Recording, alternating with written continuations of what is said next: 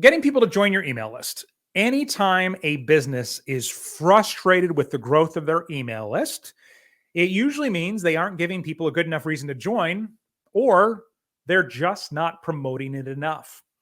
And I fully get it.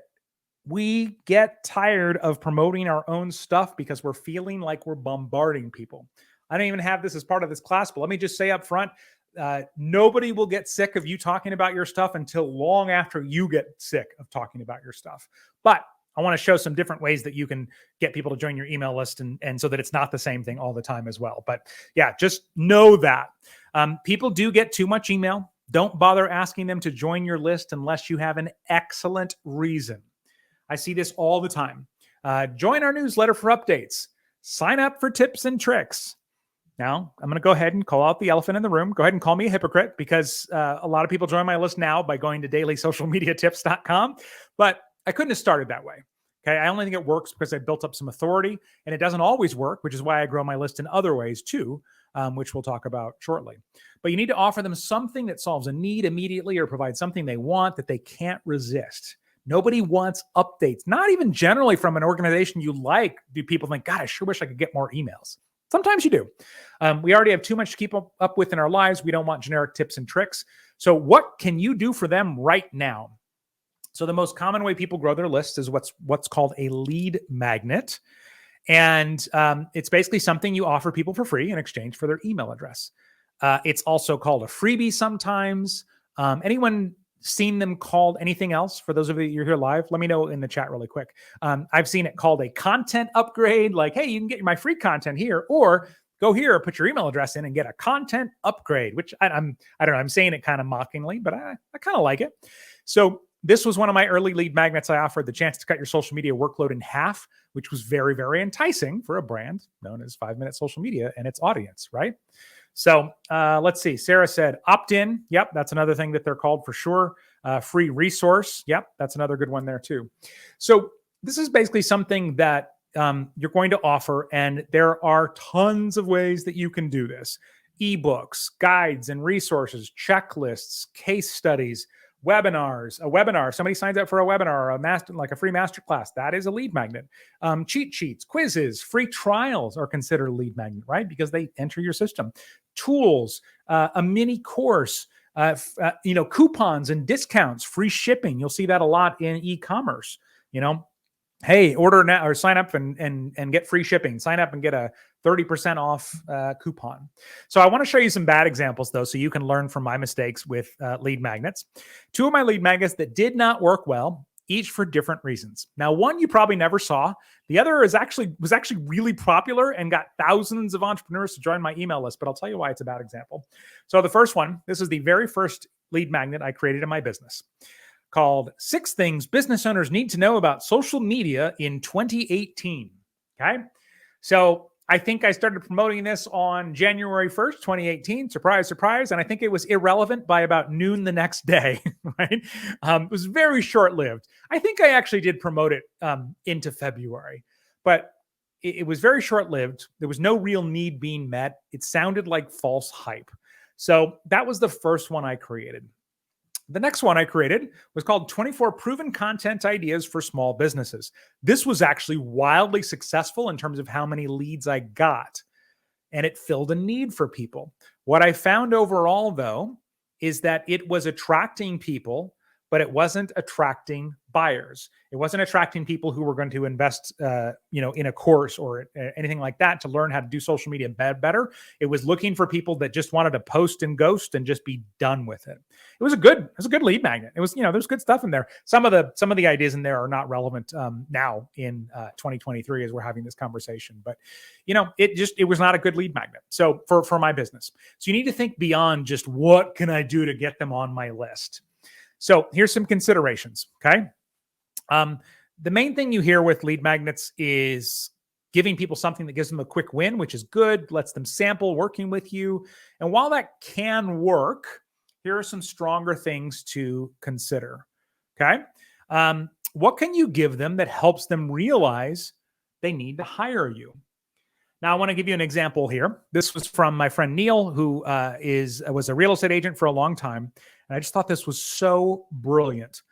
Free resource for sellers. Do you know the 11 critical questions every seller needs to ask before hiring a realtor? This was brilliant because, as I said, what can you give them that helps them realize they need to hire you? So people go, oh gosh, yeah, I need to hire a realtor. Let me download this. So here it was 11 things, 11 critical questions you need to ask. And of course, Neil had the perfect answer to all of these questions. And so by the time they got to the end, they were just like, oh yeah, I'm just going to hire Neil. This is great because he fulfills all of these. Very, very smart. Okay.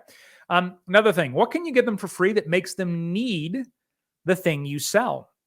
So a lot of times you'll hear, or people have lead magnets where it's like, yeah, you get this, and then it'll make you want this next thing because that's the next logical step, and that can work pretty well. But what I'm describing here is there's actually a couple of guys I follow for email marketing, Rob and Kennedy, and they talk about it as the boat and the island framework. So the way that they talk about this is basically you could have your freebie be boats and then try and sell everybody a boat, a private island. Hey, you got that boat. How about a private island to go to? And a few people might buy the private island, right? But a lot of people would be like, no, I can just go to public islands, or I'm just going to go out and float, or whatever it might be. But if you flip that around and you give away the private island, hey, private islands, everybody gets a private island. And then you go back to all those people that you gave a private island to and you go, so want to buy a boat? Oh yeah, I should probably have a boat so I can get to my private island. So in a way, you're kind of reversing the way that goes so that there is basically they need the thing that you sell or the service that you sell after they got this free thing. So another example, I heard about a woman who helps pet influencers, people who are influencers for, as pet owners to get featured in the media. And so she was giving a list of media contacts away as her lead magnet or her freebie so they could send press releases to, then trying to get them to buy a training about how to write a great press release. Well, she sold some. Some people go, yeah, I'd like to learn how to write a great press release. Then she switched it.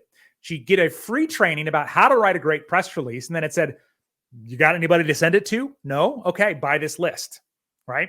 And so all of a sudden that list of media contacts sounds pretty good. So I haven't done this yet, but one of the ideas I have in my business is to use the first module of 29 Days to Endless Free Leads as a lead magnet, because once somebody watches the first module, the right people will definitely want to get the rest. Okay. So what can you give them for free that makes them need the thing you sell? And then what can you give them that solves a small problem, but creates or points out the bigger problem that you have or that you solve, not that you have. So with my content camp, which I'm going to be running again next month, super excited for any of you that remember content camp. With my content camp, the promise of the times we run it in the past is by the end of it, you will have generated 40 to 50 powerful content ideas customized for your business. So that was the whole thing.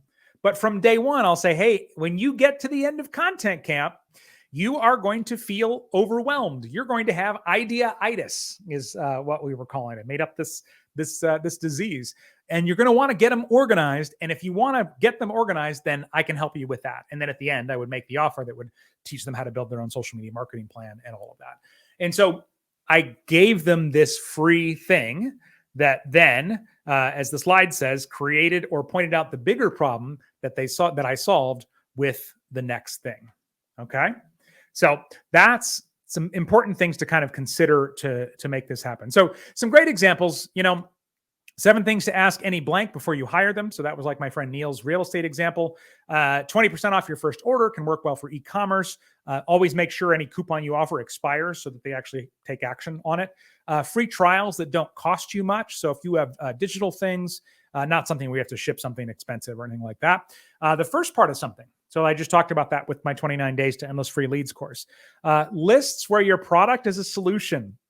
I really love this one. And this is one where you can essentially, you'll see this all the time around back to school, the list of 17 college dorm essentials. And on that list is either the products those people sell or affiliate links to the products those people sell.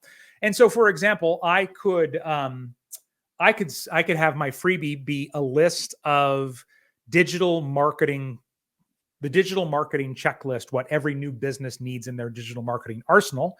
And then one of them could be the profitable pages and profiles workshop, how to set your business up properly on social media. And then the other ones could be a good accountant, a lawyer, different things like that. So that's one of the ways that you can kind of do that.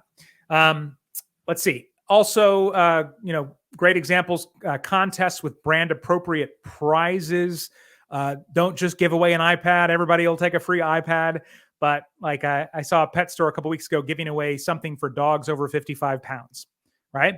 And so they know they're going to build an audience of email list of people who have a dog over 55 pounds. Then they can obviously cater to them. Now, you may not get this right the first time. Okay. And that's okay. You might have to try and then try something different. As you saw, I had to try a couple of things.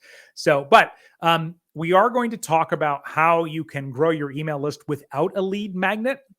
And we'll get into that here in the next lesson. But the other thing I wanted to mention too, that I think is really, really important for this is if you are creating something free, it's really easy to just go, free. I don't care. Whatever. Doesn't have to be complex. My 6 ways to cut social media workload in half was literally 6 emails. It was going to be a fancy PDF. And I just went, no, I just got to get this idea out there. I'll make the PDF later. And so I just wrote 6 emails. Well, that worked really well. So I never made the PDF. So I'm not saying it has to be fancy, but if we treat our free products like they are free, the other people will not value them either. So if you're giving away something for free, build a page for it that really, shows the value in the same way that you would a paid product. Don't let this prevent you from just starting to get it out there and test what works. But once you've got something, definitely think about it with a little bit more value in that way. Okay. All right. Once you've got a way for people to join your email list, the next step is going to be having a way to drive more traffic to that page so that people will want to join your email list. And that's what we're going to cover in the next lesson.